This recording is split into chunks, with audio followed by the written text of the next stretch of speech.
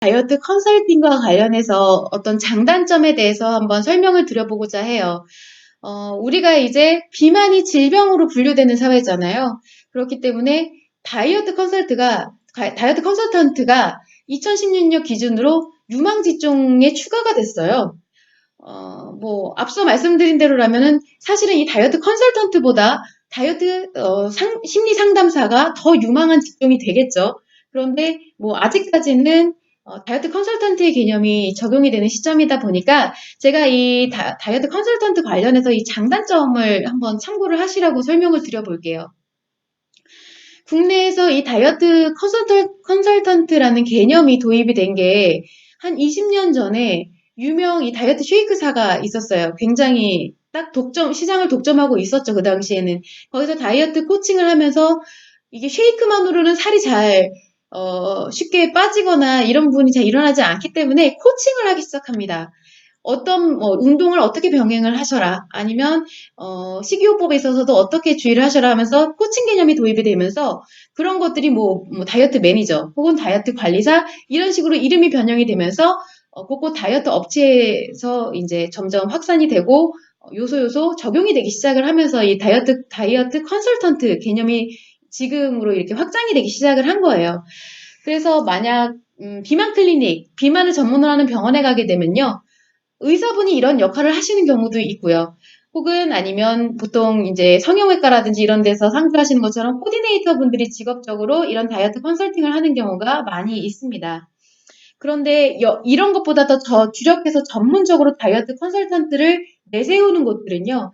전에도 한번 말씀드렸던 이런 수기관리, 마사지, 기구 관리하시는 이런 센터예요.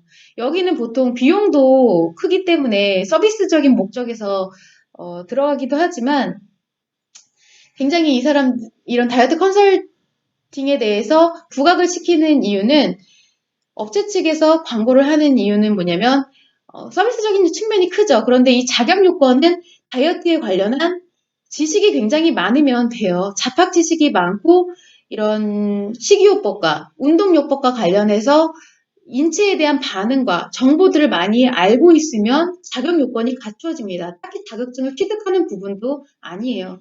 저도 만약에 하라면 할 수가 있는 부분이거든요. 그래서 누구나 그것을 응용해서 이제 찾아오시는 개개인의 바디 프로필에 맞게 그리고 체성분에 맞게 방향을 설정해 주는 건데 누구나 할 수가 있어요, 이것은. 그래서 특별한 자격을 요하지는 않게 되는데 하지만 다이어트 컨설팅을 하고 있는 이 컨설턴트가 제일 잘해야 될 것은 무엇이냐?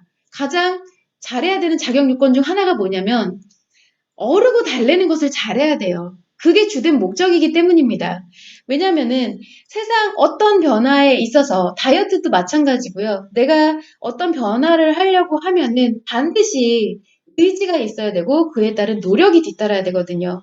하다못해 내가 외형 변화를 위해서 시술을 한다. 혹은 수술을 한다고 해도 내가 어떤 이런 통증을 감내해야 되는 그런 통증을 감내해서라도 변화하고자 하는 의지가 있어야 돼요. 그래서 그것과 마찬가지로 상대적으로 의지가 발생하지 않는 편하고 노력이 없이 하는 다이어트는 의지가 굉장히 약해지고 요요가 크게 온다라고 할 수가 있겠죠. 그래서 이 고생하지 않는 다이어트, 이런 스파, 수기 마사지 하는 것들이 내거는 항상 그런 광고하는 것이 고생하지 않는 다이어트다라고 하는 것이 굉장히 이점으로 작용을 한다라고 생각을 하시고 하시는 분들도 그래 나는 노력하기 싫으니까 그것이 굉장히 이점이구나라고 받아들일 수가 있는데 사실 그거는 이점이라고 볼 수가 없어요. 물론 식이요법과 운동요법을 열심히 해도 요요가 오는 것은 마찬가지기는 하지만 이런 고생을 하지 않으면 않을수록 요요 현상이 더 크게 발생을 해요. 이런 의지를 갖는 부분조차도 다이어트 컨설턴트에 의해서 외부적인 이런 인식을 하는 것에 대해서 내가 의지를 갖게 되는 것이지 자가적으로 의지가 생성이 되는 것이 아니기 때문에 외부적으로 의지를 갖게 만드는 요인이 사라지게 되면 결국 내 의지도 내 의지가 아니고 사라지게 되고 요요가 왔을 때도 그게 너무 당연시 받아들여지게 되는 거죠. 결국 절대적으로 이것은 다이어트의 성공 방법이 아니라는 것입니다. 그래서 만약에 내가 이런 것을 장점으로 생각을 해서 다이어트 컨설팅을 하는 것이 저기가 좀 더 전문적인 것 같아. 나 저기 가면은 도와주는 사람도 있으니까 성공할 수 있을 것 같아. 라고 생각을 하시고 또 보통 이제 컨설팅이라든지 옆에서 계속 코칭을 하는 다이어트가 있잖아요. 이런 것이 내가 다이어트 성공 확률이 높다라고 생각을 하시는 경우는 조금 그것은 착각이라고 보실 수가 있다라는 점이에요. 왜냐면은 다이어트의 성공이 높아지는 것은 맞아요. 나의 개인의 노력뿐만 아니라 외부적인 도움이 더 커지는 부분이기 때문에 다이어트 일시적으로 성공하는 것 자체는 높아지겠죠. 확률은 높아지겠죠. 그런데 그것이 중단됐을 때 오는 요요는 더 빠르다라는 거예요. 내가 뭔가 혼자서 개인적으로 노력했을 때보다 더 빠르게 작용을 한다라는 거죠.